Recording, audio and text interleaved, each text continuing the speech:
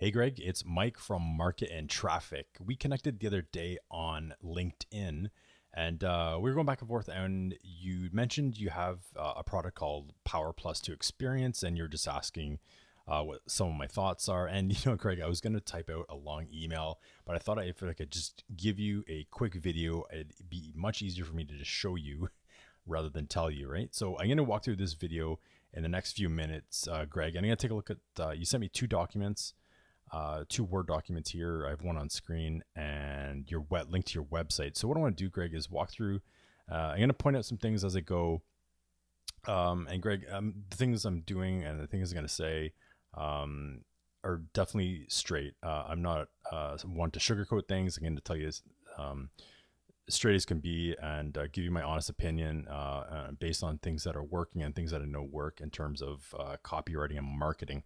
So Greg, just to recap quickly, there are two general types of advertising or marketing, and that is branding, and the other is direct response.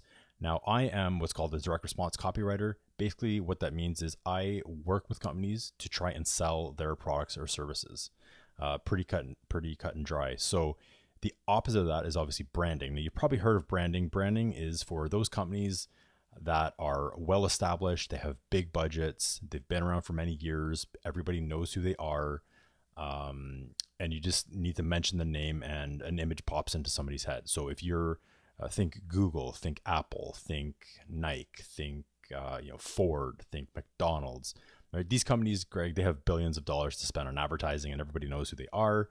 Now, in your case, that may not be, because maybe you're again, I don't know the whole story on this product, but I imagine it's obviously not internationally known yet.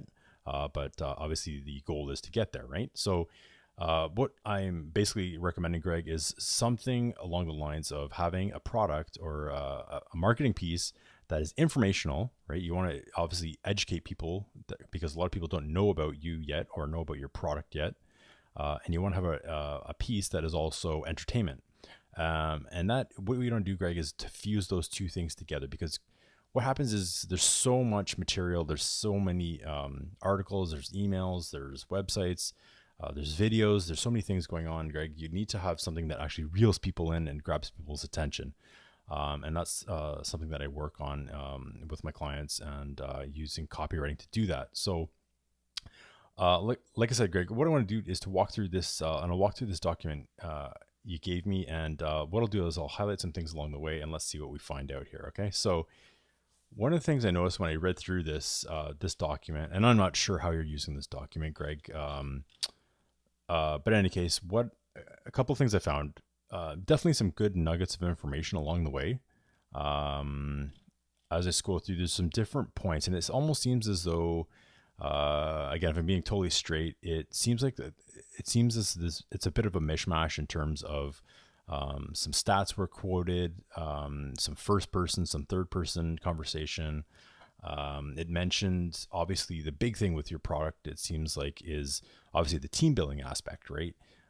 Which is obviously critical for sports teams, right? So for your football teams, your basketball teams, baseball teams, wrestling teams, etc., teamwork is obviously key, and that seems to be one of your strong selling points. But like I said, when I read through this, I don't get that sense. And one of the things I would recommend, and I'll just bring up the tool here, Greg, is to focus on one reader. And don't mind my penmanship, Greg. It's this is just for informational between you and I, right? So one of the things you do want to focus on is always thinking about one reader, and that one reader's point of view or state of mind, if you will. So imagine you're, for example, this coach who is a former head coach of the Ohio State University team. That person, okay, has one or two key desires, okay, or pains, okay. These things here are critical to him. This is all he's concerned with. This is what he goes to bed thinking about. This is what he wakes up in the middle of the night thinking about. This is what he wakes up in the morning thinking about. So you want to answer, and when you want to ask yourself, what are his key pains and his key desires? Like, what does this guy really want, right? Is it that he wants, to have inclusion, and does he really want his team to not feel lonely? I mean, I have to question that. So that's one. These are obviously side effects or side benefits of your product, but maybe not the key pain, right? The key desires.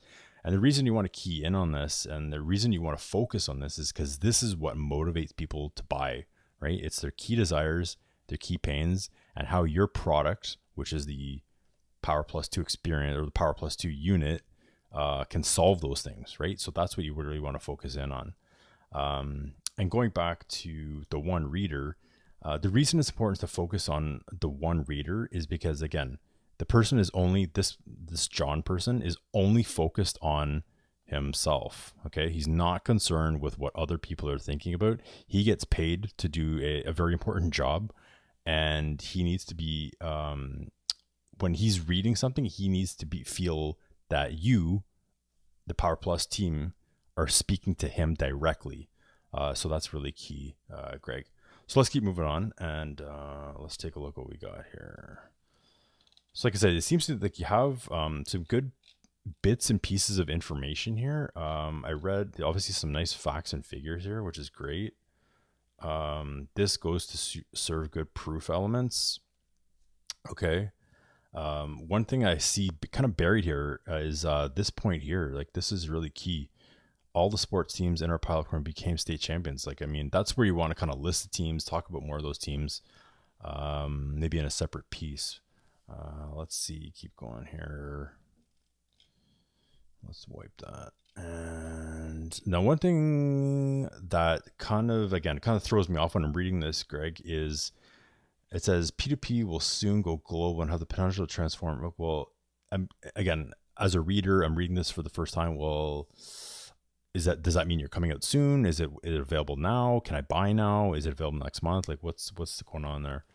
Some questions, right? So these are the questions, Greg, as a reader, these are what's going through your mind as a potential prospect. But when you're dealing with marketing pieces, you want to be answering those questions as you go through. So now one thing I noticed here is that it seems like there's all of a sudden a person being introduced. I'm not sure who this person is, but speaking as he's former or ex special forces, and it goes on to talk about a story. So, but I don't get that sense from the beginning of the piece, right? It's almost like he was dropped in midway here, so that's a little throwing me off a little bit. But again, being able to use this information and to use this quote or use this person as part of the story, again, that goes to the education or the entertainment value of a marketing piece, Greg. And that is, imagine you are a former Green Beret person, right? And you're telling the story of how teamwork got you through, think of a scenario, right? You can see how that could really drive people or bring people into the story and get them interested and get them excited about using your PowerPlus2 unit. So let's keep going here.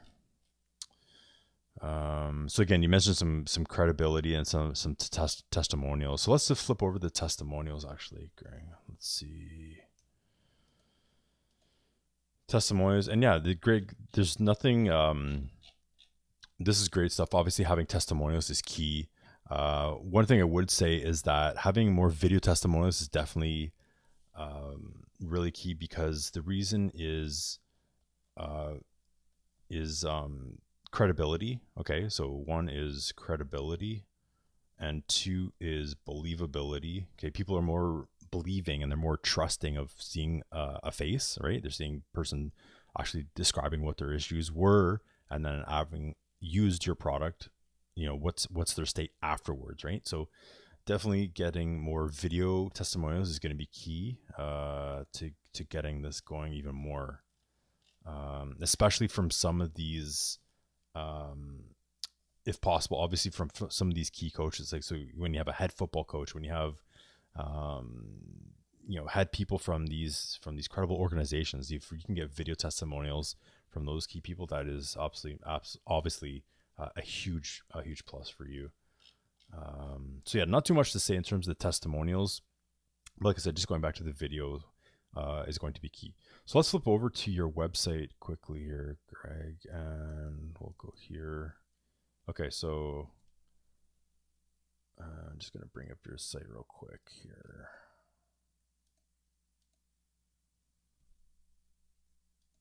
Okay, so I'm on your homepage, Greg, and what I want to do now is to just quickly walk you through, and as a mindset, or again, thinking, I mentioned to you the one reader or the one viewer or the one watcher of your videos, you want to keep that person in mind. So when I come to your site and I'm browsing your homepage, and Greg, I'll tell you, definitely the homepage is definitely one of the hardest things to construct, just because it has to do so many things and it has to speak to so many different people. So for example, some people may not have a clue what PowerPlus2 is. And for example, I personally have never heard of you before.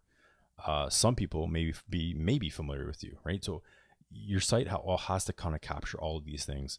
And so one of the things I notice when I come to your site is I get the sense of teamwork, right? Which is obviously one of the foundational elements, or the foundational purposes of your product, is to build that teamwork, which is great.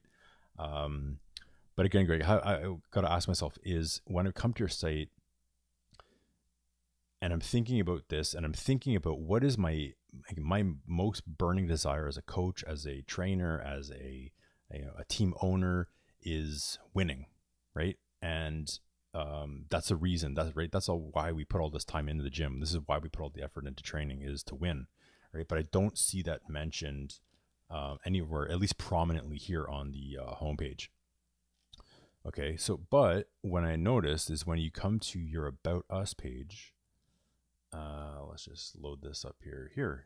I mean, this is a massive statement here. Like, this is what I would want to see on your homepage, blown up really large. And this is your statement right here. Like, this here is definitely something that would capture the attention or capture the interest of a potential prospect, right? Talent wins games, but teamwork wins championships. Like, that says it all. That kind of encapsulates your whole thing right there. If I'm honest, the mission statement, and again, mission statements are a bit dry in general, but that could probably use some work. Company background. Again, this is about us, so this is kind of, to be expected here. But again, going back to the homepage, Greg, and in terms of the product itself, what I'm not getting through this, again, the website, the homepage itself looks a little, it's lacking obviously some content, maybe, is a story, right? What is the purpose of this? Like, what is it that it's going to do for me? How is it going to benefit me? How much does it cost? And you don't have to state the price explicitly, but at least a range. How's it going to benefit me? And how can I trust you? These are some of the questions that viewers have when they're walking through your site. And these are the questions that you want to kind of answer as they're walking through. Because, as you read something, you have this, this little voice in your head that's coming back at you, asking all these questions. And that's what you kind of want to counter with. So another thing I noticed, Greg, is if you scroll down to the bottom, you do seem to have a email list. I'm not sure how successful this is here for you. That's one thing I do help people with, is email marketing. And that's great for obviously capturing people that are interested or showing some interest in your product or service. But this statement here is not going to do. That's not going to get somebody's interested in you. You kind of want to have a bigger call to action here. So that's what I would suggest, is having a bigger call to action. I got to ask myself, why would I give you my email address? Well, are you going to give me anything in return? What sort of things am I going to get? What's the benefit of me giving you my email address, right? Because you can imagine everybody is inundated with emails, but definitely email marketing is definitely something to think about, and I would recommend for some obvious reasons there. So one thing I'll leave you with in closing, I guess, Greg, is overall, obviously you have some key elements here. Um, and a lot of great stuff already in terms of your testimonials. You have some proven track record. You have, um, you've been around for a few years. It looks like you look like you obviously have some success stories, obviously that you can share.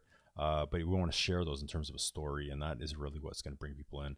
And like I said, Greg, the main purpose of what I do is to really drive sales. Right at the end of the day, um, a dark response copywriter like myself, that is the point. That's the reason why we do things, is to obviously drive sales, which increases your business, which increases your exposure, increases your reach, increases your ability to get out into community, to do these things and do these events. So, Greg, what I'll do is I'll send you this video.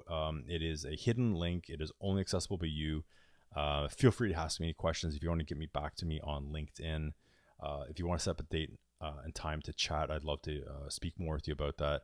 And let's see where we can take this. All right, Greg. So hope to hear from you soon. Take care and talk to you soon.